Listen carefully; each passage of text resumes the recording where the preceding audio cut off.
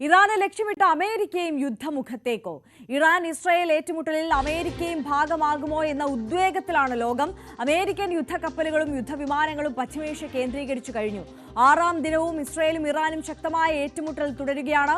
V R Karthik news ഡെസ്കിൽ നിന്ന് കൂടുതൽ വിവരങ്ങളുമായി ചേരുകയാണ്. കാർത്തിക്, ഇവിടെ ഏറ്റവും ആശങ്കപ്പെടുത്തുന്നത് അമേരിക്കയുടെ നീക്കം തന്നെയാണ്. അമേരിക്ക പരസ്യമായി ഇത്തരത്തിൽ ഇറാന് പിന്തുണ പ്രഖ്യാപിക്കുന്നതിനൊപ്പം അല്ലെങ്കിൽ സഹായങ്ങൾ നൽകുന്നതിനപ്പുറം ഈ യുദ്ധമുഖത്തേക്ക് നേരിട്ട് ഇറങ്ങുക എന്ന് പറയുമ്പോൾ അത് വലിയ യുദ്ധത്തിലേക്കല്ലേ കൊണ്ടെത്തിക്കുക കാര്യങ്ങൾ? എത്രത്തോളം ആശങ്കാജനകമാണ് നിലവിലത്തെ സാഹചര്യം? തീർച്ചയായും ആര്യ, ആശങ്കാജനകമാണ് നിലവിലെ സാഹചര്യങ്ങൾ. ഇറാൻ ഇസ്രായേൽ ഏറ്റുമുട്ടലിൽ അമേരിക്കയും പങ്കാളിയാകുന്നു എന്നതാണ് ഏറ്റവും നിർണായകം. കഴിഞ്ഞ ദിവസം ഡൊണാൾഡ് ട്രംപ് അദ്ദേഹത്തിൻ്റെ ട്രൂത്ത് സോഷ്യലിലൂടെ പങ്കുവച്ച പോസ്റ്റാണ് നിലവിലെ സാഹചര്യങ്ങൾ കൂടുതൽ വഷളാകുന്നു എന്ന സന്ദേശം നൽകുന്നത്. നിരുപാധികം ഇറാൻ കീഴടങ്ങണം എന്നൊരു സന്ദേശമാണ് അദ്ദേഹം ട്രൂത്ത് സോഷ്യലിലൂടെ പങ്കുവച്ചത്. മാത്രമല്ല, ഇറാന്റെ പരമോന്നത നേതാവ് ആയത്തുള്ള അലി ഖമനേയിയെ അദ്ദേഹം എവിടെയാണ് ഒളിച്ചിരിക്കുന്നത് എന്ന് അറിയാം. അദ്ദേഹം ഒളിച്ചിരിക്കുന്ന സ്ഥലം അറിയാമെങ്കിലും ഈ ഘട്ടത്തിൽ അദ്ദേഹത്തെ ആക്രമിക്കുകയോ കൊലപ്പെടുത്തുകയോ ചെയ്യാൻ ഉദ്ദേശിക്കുന്നില്ല എന്നുകൂടി അദ്ദേഹം ഈ ട്രൂത്ത് സോഷ്യലിൽ പറഞ്ഞു വെച്ചിരുന്നു. എന്നാൽ ഖമനേയിയുടെ പ്രതികരണം അല്പം മുമ്പ് വന്നിട്ടുണ്ട് എന്നതാണ് ഏറ്റവും ശ്രദ്ധേയം. അദ്ദേഹം ഹിബ്രു ഭാഷയിൽ സമൂഹ മാധ്യമങ്ങളിൽ പങ്കുവച്ച പ്രതികരണത്തിൽ വ്യക്തമാക്കുന്നത് സയനിസ്റ്റുകളോട് സന്ധി ചെയ്യാൻ ഇല്ല എന്നും പോരാട്ടം തുടരും എന്നാണ്. അതായത് നിലവിൽ ഏതെങ്കിലും തരത്തിലുള്ള സമാധാന ചർച്ചകളിലേക്കുള്ള ശ്രമങ്ങൾ അത് ഇപ്പോൾ ഫലം കാണില്ല എന്ന സൂചനകളാണ് ഇരുവശത്തു നിന്നുമുള്ള പ്രതികരണങ്ങളിൽ വരുന്നത്. പ്രധാനമായും G7 ഉച്ചകോടിയിൽ നിന്ന് ട്രംപ് മടങ്ങി വൈറ്റ് ഹൗസിലെത്തിയ ഉടനെ തന്നെ സിറ്റുവേഷൻ റൂമിൽ നിലവിലെ സാഹചര്യങ്ങൾ ചർച്ച ചെയ്തിരുന്നു. സുരക്ഷാ സമിതിയാണ് യോഗം ചേർന്നത്. ഈ സുരക്ഷാ സമിതി യോഗത്തിൽ പ്രധാനമായും ചർച്ചയായത് ഇറാൻ ഇസ്രായേൽ ഏറ്റുമുട്ടൽ തന്നെയാണ്. നേരത്തെ തന്നെ ഇസ്രായേൽ അമേരിക്കയോട് ചില സഹായങ്ങൾ അഭ്യർത്ഥിച്ചിരുന്നു. സ്വാഭാവികമായും വൈറ്റ് ഹൗസിലെ ചർച്ചകളിൽ ഉരുത്തിരിഞ്ഞിട്ടുണ്ടാവുക ഫോർദോ ആണവ നിലയം ആക്രമിക്കുന്നത് സംബന്ധിച്ച കാര്യങ്ങളായിരിക്കും. ഈ ഫോർദോ ആണവ നിലയം ഇറാനിലെ മറ്റ് ആണവ നിലയങ്ങളെ അപേക്ഷിച്ച് തികച്ചും വ്യത്യസ്തമാണ്. നദാൻസ് പോലെയല്ല. പർവ്വതങ്ങൾക്കുള്ളിൽ ഭൂഗർഭ അറകളിലാണ് ഈ നിലയം ഉള്ളത്. ഇത്തരത്തിൽ പർവ്വതങ്ങൾ തുരന്ന് ഈ ഭൂഗർഭ അറകളിലെത്തി സ്ഫോടനം നടത്തണമെങ്കിൽ ബസ്റ്റർ ബങ്കർ മിസൈലുകൾ അടക്കം വേണം. നിലവിൽ ഇത്തരത്തിലുള്ള ബസ്റ്റർ ബങ്കർ മിസൈലുകളോ അത് വഹിക്കാൻ ശേഷിയുള്ള വിമാനങ്ങളോ യു എസിൻ്റെ പക്കൽ മാത്രമാണുള്ളത്. ഇസ്രായേലിൻ്റെ കയ്യിൽ അത്തരം സംവിധാനങ്ങൾ ഇല്ല. സ്വാഭാവികമായും അവിടെയാണ് 60 മുതൽ 90% വരെ യുറേനിയം സമ്പുഷ്ടീകരണം നടക്കുന്ന വലിയ സെൻട്രൽ ഫ്യൂജുകൾ ഉള്ളത്. നദാൻസിനേക്കാൾ ശേഷിയുള്ള ഒരു ആണവ നിലയമാണ് ഫോർദോയിലേത്. ഫോർദോയെ സംബന്ധിച്ച് നേരത്തെ തന്നെ അന്താരാഷ്ട്ര അറ്റോമിക് എനർജി ഏജൻസി ഇത് സംബന്ധിച്ച വിവരങ്ങൾ കൈമാറുകയും ചെയ്തിരുന്നു. അത്തരത്തിൽ ഫോർദോയിലെ ആക്രമണത്തിന് അമേരിക്ക ലക്ഷ്യമിട്ട് നീങ്ങുമോ എന്നതാണ് എല്ലാവരും ഉറ്റുനോക്കുന്നത്. 6ാം ദിവസവും ഏറ്റുമുട്ടലിൽ വളരെ ശക്തമായ ആക്രമണം തന്നെയാണ് ടെല്ലവീവിലും തിരിച്ച് തെഹ്റാനിലെയും നടന്നുകൊണ്ടിരിക്കുന്നത്. ഇന്നലെ രാത്രി തെഹ്റാനിൽ ശക്തമായ സ്ഫോടനങ്ങൾ ഉണ്ടായി. പല സ്ഥലത്തും കേന്ദ്രീകരിച്ച ഇസ്രായേൽ ആക്രമണം തുടർന്നു. അതിൽ ഏറ്റവും പ്രധാനം ടെഹ്റാനിലെ കൊച്ചീർ മിസൈൽ കേന്ദ്രം ഇന്നലെ ഇസ്രായേൽ ആക്രമിച്ചു എന്നതാണ്. അത് ലക്ഷ്യമാക്കിയായിരുന്നു ഇസ്രായേലിൻ്റെ കഴിഞ്ഞ ദിവസത്തെ ആക്രമണം. കിഴക്കൻ തെഹ്റാനിലെ ഇമാം ഹുസൈൻ യൂണിവേഴ്സിറ്റിയിലും ഇസ്രായേൽ ആക്രമണം നടത്തി എന്ന വാർത്തകൾ കഴിഞ്ഞ മണിക്കൂറുകളിൽ പുറത്തു വരുന്നുണ്ട്. തിരിച്ച് ഇറാൻ ടെല്ലവീവിലും ശക്തമായ ആക്രമണം തന്നെ നടത്തിയിരിക്കുന്നു. ഫത്ത 1 മിസൈലുകൾ ഇറാൻ പ്രയോഗിച്ചു എന്ന വിവരങ്ങളാണ് പുറത്തു വരുന്നത്. ഇത് ഹൈപ്പർസോണിക് മിസൈലുകളാണ്. ഏതാണ്ട് 400 സെക്കൻഡുകൾ കൊണ്ട് തന്നെ തെഹ്റാനിൽ നിന്ന് ടെല്ലവീവിലേക്ക് എത്താൻ ശേഷിയുള്ള തരത്തിലുള്ള ഹൈപ്പർസോണിക് മിസൈലുകളാണിവ. ഇത്തരത്തിൽ പരസ്പരം ഏറ്റുമുട്ടൽ വളരെ ശക്തമായി തുടരുന്നു എന്നതാണ് നിലവിലെ സാഹചര്യം. യാതൊരു തരത്തിലുള്ള സന്ധി സംഭാഷണങ്ങൾക്കുള്ള സാധ്യതയും നിലവിൽ ഇല്ല. പക്ഷേ യൂറോപ്യൻ യൂണിയനും UAE അടക്കമുള്ള രാജ്യങ്ങൾ ഈ ഘട്ടത്തിലും ഇടപെടലുകൾ നടത്തിക്കൊണ്ടിരിക്കുകയാണ്. ഇറാൻ പ്രസിഡന്റുമായി കഴിഞ്ഞ ദിവസം UAE ഭരണാധികാരി സംസാരിച്ചു എന്ന വിവരങ്ങൾ അല്പം മുമ്പ് ടൈംസ് ഓഫ് ഇസ്രായേൽ അടക്കമുള്ള മാധ്യമങ്ങൾ റിപ്പോർട്ട് ചെയ്യുന്നുണ്ട്. സ്വാഭാവികമായും എന്തെങ്കിലും തരത്തിലുള്ള മസ്തിഷ്ക ഇടപെടലുകൾ ഫലം കാണുമോ എന്നാണ് വരും മണിക്കൂറുകളിൽ അറിയേണ്ടത്. എന്തായാലും അമേരിക്കയുടെ കൂടുതൽ യുദ്ധവിമാനങ്ങളും യുദ്ധക്കപ്പലുകളുമൊക്കെ പശ്ചിമേഷ്യ കേന്ദ്രീകരിക്കുന്നു എന്നതാണ് ഏറ്റവും ശ്രദ്ധേയം. അതിലേറ്റവും പ്രധാനം 30ഓളം റീഫില്ലിംഗ് വിമാനങ്ങൾ, അത് ആകാശത്ത് വെച്ച് തന്നെ മറ്റ് വിമാനങ്ങൾ റീഫ്യൂവൽ ചെയ്യാൻ ശേഷിയുള്ള വിമാനങ്ങളാണ്. അത്തരത്തിലുള്ള അത്യാധുനിക വിമാനങ്ങൾ കൂടി അമേരിക്ക F-16 അടക്കമുള്ള അത്യാധുനിക വിമാനങ്ങൾ കൂടി ഈ പശ്ചിമേഷ്യ കേന്ദ്രീകരിച്ച് എത്തിച്ചിരിക്കുന്നു എന്നതും ആശങ്കാജനകമായ സാഹചര്യമാണ് മുന്നോട്ട് വയ്ക്കുന്നത്. എന്തായാലും നിലവിൽ ഇന്നലെ ട്രംപ് മുന്നോട്ട് വെച്ച അന്ത്യശാസനം ഇറാന്റെ പരമോന്നത നേതാവ് ആയത്തുള്ള അലി ഖമനേയി തള്ളിയിരിക്കുന്നു. സ്വാഭാവികമായും വരും മണിക്കൂറുകളിൽ ഏറ്റുമുട്ടൽ ശക്തമാകാനാണ് സാധ്യത. അതായത് തന്ത്രപരമായ ഒരു വഴങ്ങിക്കൊടുക്കലിന് അതിന് ഇനിയും ഖമനേയി തയ്യാറാകില്ല, ഇറാൻ കീഴടങ്ങില്ല എന്നത് തന്നെ വീണ്ടും ആവർത്തിച്ച് പറയുകയാണ് ഇറാൻ. അങ്ങനെയാണോ? യെസ്, വി ആർ കാർത്തിക്കിലേക്ക് നമുക്ക് മടങ്ങിയെത്താം. വി ആർ കാർത്തിക്കാണ് വിവരങ്ങൾ നൽകിക്കൊണ്ടിരിക്കുന്നത്. എന്തായാലും കാര്യങ്ങൾ കൂടുതൽ സങ്കീർണമാവുകയാണ് എന്നതാണ് സാഹചര്യം. ഇറാനെ ലക്ഷ്യമിട്ട് അമേരിക്കയും യുദ്ധമുഖത്തേക്ക് എത്തുന്നു എന്ന സൂചനകൾ നമുക്ക് മുന്നിൽ നിൽക്കുമ്പോൾ ഇതൊരു മൂന്നാം ലോക മഹായുദ്ധത്തിലേക്ക് കാര്യങ്ങൾ എത്തി നിൽക്കുമോ എന്നതാണ് ലോകത്തെ സംബന്ധിച്ച് ഏറെ ആശങ്കാജനകമായ സാഹചര്യം. ഇറാൻ ഇസ്രായേൽ ഏറ്റുമുട്ടലിൽ അമേരിക്കയും ഭാഗമാകുന്നു എന്നുള്ള ഉദ്വേഗത്തിൽ നമ്മൾ നിൽക്കുമ്പോഴാണ് അമേരിക്കൻ യുദ്ധക്കപ്പലുകളും യുദ്ധവിമാനങ്ങളും പശ്ചിമേഷ്യ കേന്ദ്രീകരിച്ച് കഴിഞ്ഞു എന്നുള്ള വാർത്തകൾ കൂടി പുറത്തു വരുന്നത്. V R കാർത്തിക്കുണ്ട്. കാർത്തിക്, ഞാൻ നേരത്തെ ചോദിച്ചത്, അതായത് തന്ത്രപരമായ ഒരു വഴങ്ങിക്കൊടുക്കലിനപ്പോൾ ഖമേനി ഇനി തയ്യാറാകില്ല എന്നതാണോ? അങ്ങനെയെങ്കിൽ വലിയ യുദ്ധത്തിലേക്ക് കാര്യങ്ങൾ നീങ്ങില്ലേ? സ്വാഭാവികമായും അദ്ദേഹത്തിന്റെ പ്രതികരണങ്ങൾ വ്യക്തമാക്കുന്നത് അങ്ങനെയാണ്. കഴിഞ്ഞ ദിവസം വളരെ ശക്തമായ ഭാഷയിലാണ് ട്രംപിന്റെ ഭാഗത്ത് നിന്ന് ഇത്തരമൊരു താക്കീത് ഉണ്ടായത്. ആ മുന്നറിയിപ്പ് പോലും അവഗണിക്കുന്നു എന്ന തരത്തിലാണ് ഇറാന്റെ പരമോന്നത നേതാവിന്റെ പ്രതികരണം.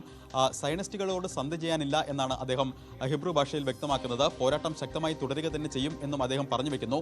മാത്രമല്ല, നേരത്തെ നയതന്ത്ര ഇടപെടലുമായി ബന്ധപ്പെട്ട് സന്ധി സംഭാഷണങ്ങളിൽ മുന്നോട്ട് വന്ന മറ്റ് രാജ്യങ്ങളോടും ഇറാന്റെ വിദേശകാര്യമന്ത്രി അടക്കം വ്യക്തമാക്കിയത് ഇത്തരത്തിൽ ഒരു വശത്ത് ആക്രമണവും മറുവശത്ത് ചർച്ചയും അത് പ്രായോഗികമല്ല, അതിൽ സന്ധി ചെയ്യാൻ ഇല്ല എന്ന് അവർ നിലപാട് വ്യക്തമാക്കി കഴിഞ്ഞിരുന്നു.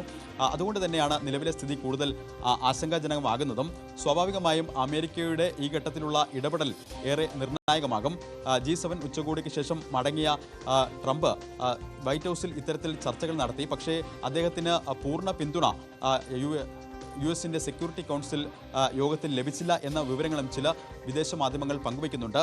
ഏതായാലും അത്തരത്തിൽ ഒരു പിന്തുണ കൂടി ലഭിച്ചാൽ ഒരുപക്ഷെ അമേരിക്കയും ശക്തമായ ആക്രമണത്തിന് മുതിരും എന്ന റിപ്പോർട്ടുകളാണ് പുറത്തു വരുന്നത്. അത്തരത്തിൽ കാർത്തിക്, ഒരു ഭീഷണി സ്വരം ഇപ്പോൾ ട്രംപ് ഉയർത്തിയ സാഹചര്യത്തിൽ ലോകരാജ്യങ്ങൾ, മറ്റു രാജ്യങ്ങളൊക്കെ ഈ വിഷയത്തെ എങ്ങനെയാണ് നോക്കിക്കാണുന്നത്? ഏത് തരത്തിൽ ഇടപെടാനാണ് അവർ ആഗ്രഹിക്കുന്നത്? ഇപ്പോൾ റഷ്യയൊക്കെ മധ്യസ്ഥത വഹിക്കാൻ തയ്യാറാണ് എന്ന തരത്തിലൊക്കെ മുന്നോട്ട് വന്ന ഒരു സാഹചര്യം കൂടി ഉണ്ടല്ലോ. എങ്ങനെയായിരിക്കും മറ്റ് ലോകരാജ്യങ്ങളുടെ ഇടപെടൽ? സ്വാഭാവികമായും എല്ലാവരും പ്രതീക്ഷ വച്ചിരുന്നത് കഴിഞ്ഞ ദിവസത്തെ G7 ഉച്ചകോടിയിലാണ്. എന്നാൽ G7 ഉച്ചകോടിയിൽ ഭൂരിഭാഗം നേതാക്കളും ഇസ്രയേലിന് പ്രതിരോധിക്കാനുള്ള അവകാശമുണ്ട് എന്ന തരത്തിലുള്ള പ്രതികരണമാണ് മുന്നോട്ട് വെച്ചത്. അതുകൊണ്ട് തന്നെ നിലവിലെ സ്ഥിതികൾ കൂടുതൽ രൂക്ഷമാകും എന്ന നിലയിലേക്ക് കാര്യങ്ങൾ എത്തിയിരുന്നു. അവരെല്ലാം ചൂണ്ടിക്കാണിക്കുന്ന ഒരു കാര്യം, ഇറാന് ആണവായുധം നിർമ്മിക്കാൻ അവകാശമില്ല, അതിന് കഴിയില്ല. ആ നിലപാടിൽ ഉറച്ചു നിൽക്കുന്നു എന്നതാണ് വിദേശ രാജ്യങ്ങളടക്കം വ്യക്തമാക്കുന്നത്. മാത്രമല്ല, ചൈന ഒഴികെയുള്ള മറ്റ് രാജ്യങ്ങൾ ഇറാൻ ഇത്തരത്തിൽ അണവായുധം സ്വന്തമാക്കുന്നതിനെതിരെ നേരത്തെ തന്നെ ശക്തമായി രംഗത്ത് വരികയും ചെയ്തിരുന്നു. ചൈന പല ഘട്ടങ്ങളിലും ഇത്തരത്തിൽ ഇറാന്റെ പരമോന്നത നേതാവുമായി ചൈനയുടെ ഭരണാധികാരി അടക്കം ചർച്ച നടത്തുന്ന സാഹചര്യങ്ങൾ ഉണ്ടായിരുന്നു. ഏതെങ്കിലും തരത്തിലുള്ള സഹായങ്ങൾ ലഭ്യമാക്കിയിട്ടുണ്ടോ ചൈന എന്ന കാര്യത്തിലടക്കം സ്ഥിരീകരിക്കുന്ന വിവരങ്ങൾ പുറത്തു വരേണ്ടതുണ്ട്. പക്ഷേ ആ രാജ്യത്തിന്റെ സോഷ്യൽ മീഡിയ ഹാൻഡിലുകളിലടക്കം ഇത്തരത്തിൽ ചൈനീസ് സഹായത്തോടെയുള്ള കാർഗോ വിമാനങ്ങൾ ഇറാന്റെ തലസ്ഥാനമായ തെഹ്റാനിൽ ഇറങ്ങി എന്ന തരത്തിലൊക്കെ 2 ദിവസം മുമ്പ് വാർത്തകൾ പുറത്തു വന്നിരുന്നു. പക്ഷേ അതടക്കമുള്ള കാര്യങ്ങളിലെല്ലാം സ്ഥിരീകരണം വരേണ്ടതുണ്ട്. എന്തായാലും G7 ഉച്ചകോടിയിൽ ഇസ്രയേലിന് പിന്തുണ പ്രഖ്യാപിക്കുന്ന തരത്തിലുള്ള സമീപനമാണ് വിവിധ രാഷ്ട്രത്തലവന്മാരുടെ ഭാഗത്തു നിന്നും ഉണ്ടായിരിക്കുന്നത്. സ്വാഭാവികമായും റഷ്യ അടക്കമുള്ളവർ ഇപ്പോഴത്തെ സാഹചര്യങ്ങളിൽ ആശങ്ക രേഖപ്പെടുത്തി രംഗത്ത് വരികയും ചെയ്തിട്ടുണ്ട്. എന്തായാലും യൂറോപ്യൻ യൂണിയനിലും അതോടൊപ്പം തന്നെ അവരുടെ ഇടപെടലും UAE-യുടെ ഇടപെടലുമാണ് ഈ ഘട്ടത്തിൽ പ്രതീക്ഷ നൽകുന്ന ഏക കാര്യം. ഇറാൻ പ്രസിഡന്റുമായി ഇന്നലെ UAE-യുടെ ഭരണാധികാരി സംസാരിച്ചു. സ്വാഭാവികമായും നിലവിലെ സാഹചര്യങ്ങളിൽ വരും ദിവസങ്ങളിലെങ്കിലും ഒരു നെഗോഷിയേഷനിലേക്ക് കാര്യങ്ങൾ എത്തുമോ എന്നതാണ് ഏവരും ഉറ്റുനോക്കുന്നതും. ആര്യ, കാർത്തിക്, നമുക്കറിയാം ടെലവീവിന്റെയും ടെഹ്റാന്റെയും ആകാശത്ത് തീ മഴയാണ്. തങ്ങളാണ് മുന്നിട്ട് നിൽക്കുന്നത് എന്ന അവകാശവാദവുമായി ഇറാനും ഇസ്രായേലും ഒരുപോലെ രംഗത്തുണ്ട്. പക്ഷേ ഈ യുദ്ധം ഇങ്ങനെ മൂർച്ഛിക്കുമ്പോൾ, തങ്ങളുടെ ശക്തി തെളിയിച്ചുകൊണ്ട് ഇരു രാജ്യത്തെ തലവന്മാരും മുന്നോട്ട് പോകുമ്പോൾ ഇത് സ്വാഭാവികമായി ബാധിക്കുന്നത് സാധാരണക്കാരായിട്ടുള്ള ജനങ്ങളെയാണ്. അവിടെ മരണനിരക്ക് ഇത്തരത്തിൽ ഉയർന്നുകൊണ്ടേയിരിക്കുകയല്ലേ? ഇറാനെ സംബന്ധിച്ച് നോക്കുകയാണെങ്കിൽ വലിയ രീതിയിലുള്ള ഡെത്ത് ടോൾ അവിടെ ഉയരുന്നുണ്ട്. അതേസമയം തന്നെ ഖമേനിയുടെ പ്രധാനപ്പെട്ട കൂട്ടാളികളെല്ലാവരും, അതായത് സൈനിക, നയതന്ത്ര, ശാസ്ത്രജ്ഞപരമായിട്ടുള്ള ഉപദേഷ്ടാക്കൾ ഉൾപ്പെടെ കൊല്ലപ്പെടുന്ന ഒരു സാഹചര്യവും ഉണ്ടായിട്ടുണ്ട് അല്ലേ? തീർച്ചയായിട്ടും ഇറാനിൽ ഇതിനോടൊപ്പം തന്നെ പുറത്തു വരുന്ന വിവരങ്ങൾ അനുസരിച്ച് ഏതാണ്ട് 450ഓളം പേർ കഴിഞ്ഞ ജൂൺ 13 ആരംഭിച്ച ഈ ഏറ്റുമുട്ടലിൽ കൊല്ലപ്പെട്ടു എന്ന വിവരങ്ങളാണ് പുറത്തു വരുന്നത്. സ്വാഭാവികമായും ഇസ്രയേൽ പറയുന്നത് ഇറാനിലെ സൈനിക കേന്ദ്രങ്ങളും അതോടൊപ്പം തന്നെ മറ്റ് ലക്ഷ്യങ്ങളും, അതായത് ആണവോർജ്ജ കേന്ദ്രങ്ങൾ അടക്കമുള്ള സ്ഥലങ്ങളും ലക്ഷ്യമിട്ടുകൊണ്ടാണ് ആക്രമണം നടത്തുന്നത് എന്നാണ്. പക്ഷേ പുറത്തു വരുന്ന വിവരങ്ങൾ അനുസരിച്ച് ഏതാണ്ട് 450-ലധികം പേർ ഇതിനോടകം കൊല്ലപ്പെട്ടു എന്ന വിവരങ്ങൾ പുറത്തു വരുന്നു.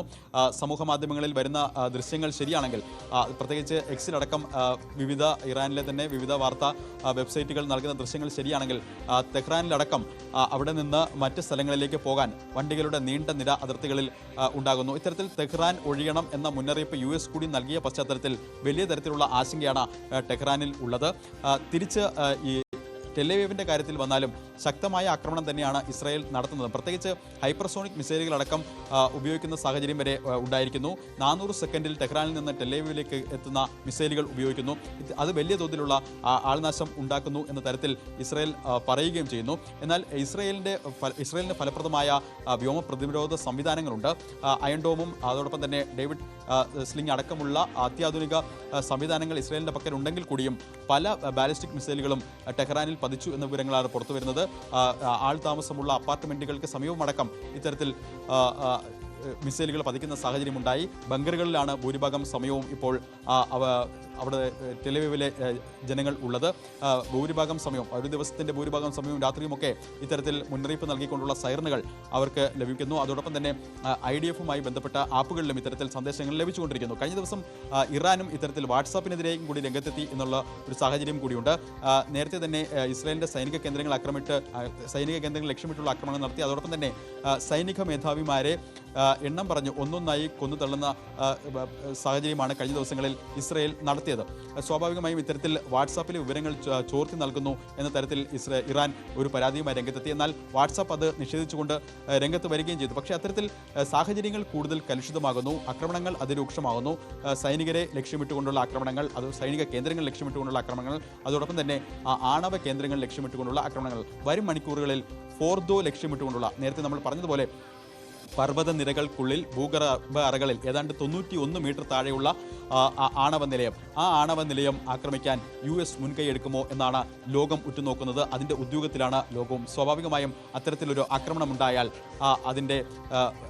അതിൻ്റെ ഒരു പ്രതിഫലനവും വളരെ വലുതായിരിക്കും.